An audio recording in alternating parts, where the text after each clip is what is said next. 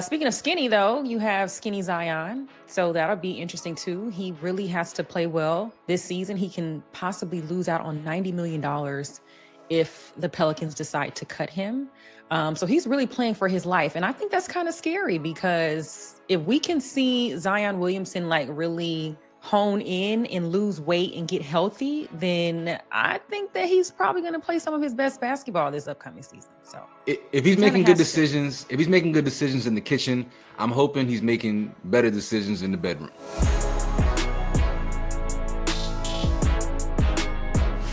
All right, so it's NBA season tip-off eve. I think that's a thing. If it's not a thing, it should absolutely be a thing. I'm a huge NBA guy. You know, if you don't know, there it is right there. There are a lot of good storylines heading into the 25-26 NBA season. Samaria, I know you are the football aficionado, okay? But are you excited for NBA basketball to tip off tomorrow? Yeah, of course. Like, I'm really excited. I just...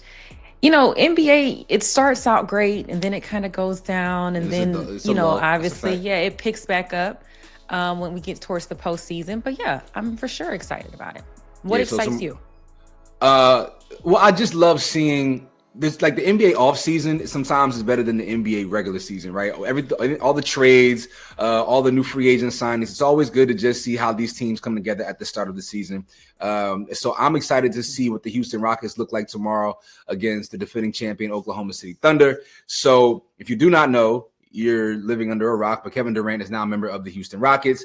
Now, the Rockets had really high expectations, obviously, after they signed Kevin Durant. But they lost their starting point guard, Fred VanVleet. And so now there's a question of who steps up into that starting point guard role for the Houston Rockets. Is it Reece Shepherd? Is it Amen Thompson? Is it just by committee? We don't really know. But they're taking on the Oklahoma City Thunder, who are without Jalen Williams, their second best player. He's had a surgery on his thumb, which will keep him out for maybe about 2 or 3 months. So that's going to be an interesting first game out the gate. And then we have the Lakers taking on the Warriors. Yes, Lakers taking on the Warriors tomorrow. And the Lakers without LeBron James is interesting. It's just like, how good is skinny Luka? How good is skinny Luka really? Like, is it just you lost the weight? Did you lose a step? Are you still strong, bumming people off? Like, these are the things that people have questions about. The Lakers roster did have a little bit of upheaval. They got a new starting center in DeAndre Ayton. They got Marcus Smart. They got Jake LaRavia. I don't think we care too much about Jake LaRavia. But then, yeah, so there's just this.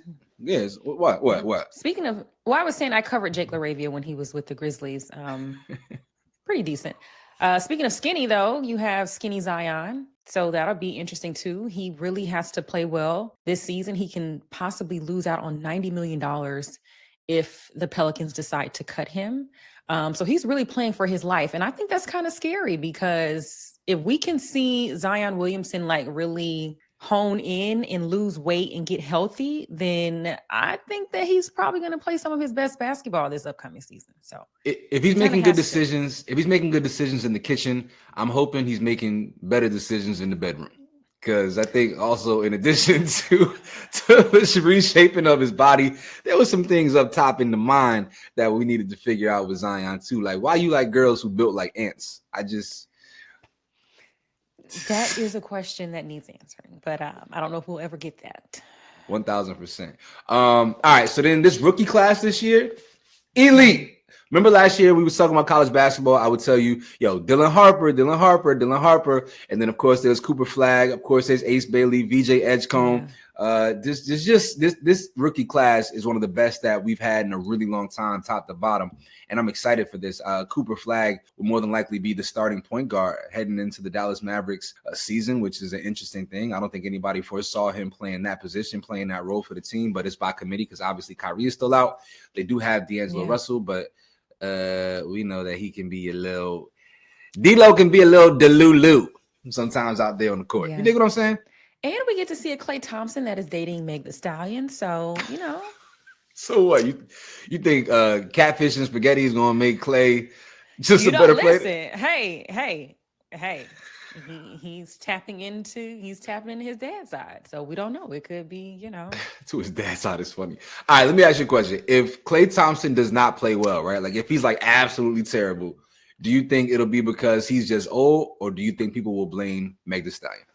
Be honest. I don't know if they will blame Meg the Stallion, but they could say that, okay, he's settling down. Like maybe his love life is something that he's really taking seriously now. And it could be like, okay, Klay's getting older and he just wants to, be like a husband and, a father or whatever. That's what I would think it would be. Not necessarily going in on Meg herself, but maybe just him being in this open relationship. Like, I don't know if we've ever seen. Are they in an open relationship? Like, not open relationship. Right? Oh, I'm about to say. It's public is what I'm trying to say. A public relationship, not open. No. Gotcha. But it's a public relationship where we see, her sitting courtside next to his mom. And like, that is something that we've never seen. No, I just wonder. I don't know what his dating history has been. So I don't know if he's had somebody else sitting in that seat before. It just wasn't anybody of Meg Thee Stallion's cachet. So I think that he's dated like famous actresses. I think that he's. Oh, is Klay a shooter like that? He a shooter off the court too? Yeah, I think that he's dated some famous people, but I don't like I said, I don't think it's been as public. Interesting. Like this, where he was posting.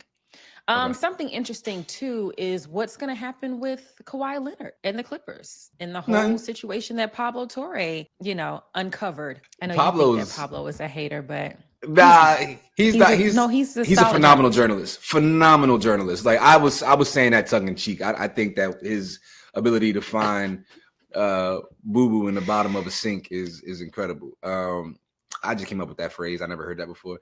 But yeah, I don't think anything is going to come of the Kawhi Leonard situation. I think the NBA has too much invested in Steve Ballmer. I think the Clippers hosting All-Star game this year. I don't think that anything is going to come of this. I don't foresee it at all. I beg to differ on that. What do you think? What are they going to lose some draft picks? Because I think that it's going to.